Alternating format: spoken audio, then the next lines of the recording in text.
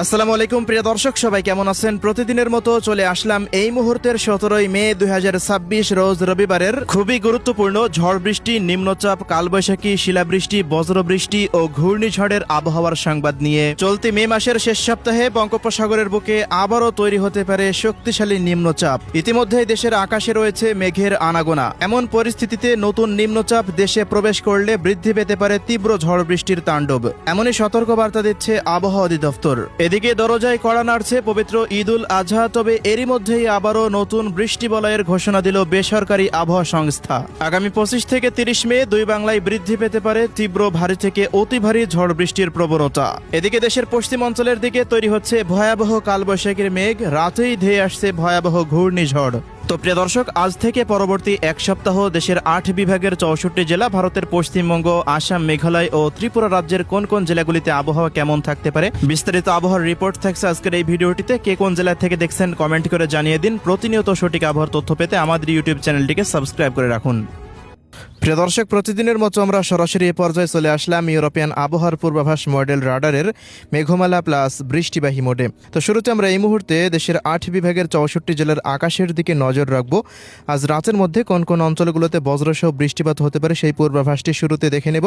এরপর চলে যাব 17 মে রোজ রবিবারের জেলাভিত্তিক আবহাওয়ার পূর্বাভাসে। তো প্রিয় দর্শক, এই মুহূর্তে আমরা দেখতে পাচ্ছি যে দেশের অধিকাংশ জেলার আকাশটা অস্থায়ীভাবে আংশিক মেঘলা অবস্থায় রয়েছে।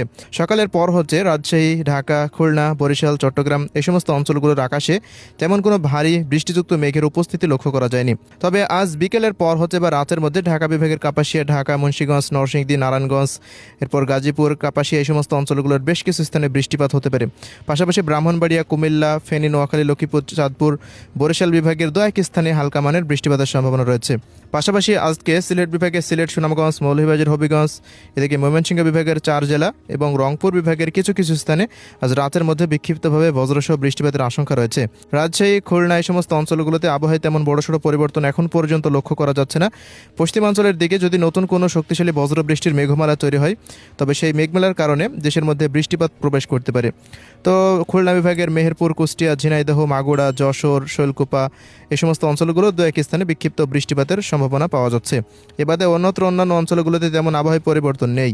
এছাড়া প্রিয় দর্শক, মধ্যরাতের পর হচ্ছে রংপুর, এরপর ময়মনসিংহ এবং সিলেট বিভাগের আবহাওয়াতে ব্যাপক পরিবর্তনের সম্ভাবনা রয়েছে, যার প্রভাবে মধ্যরাতের পর হতেই দেখা যাচ্ছে সিলেট বিভাগের সিলেট, সুনামগঞ্জ, মৌলভীবাজার, হবিগঞ্জ, বিশ্বম্বরপুর, ফেনারবাগ, ইটনা, বানিয়াচং, হাবিবগঞ্জ, নাছিরনগর, এদিকে কামালগঞ্জ, মৌলভীবাজার, কুলাউড়া, বড়লেখা, চরখাই, জাকিগঞ্জ, জয়ন্তাপুর, সিলেট, শতক এই সমস্ত অঞ্চলগুলোর বিভিন্ন স্থানের ওপর দিয়ে মাঝারি থেকে ভারী বৃষ্টিপাত হতে পারে। তবে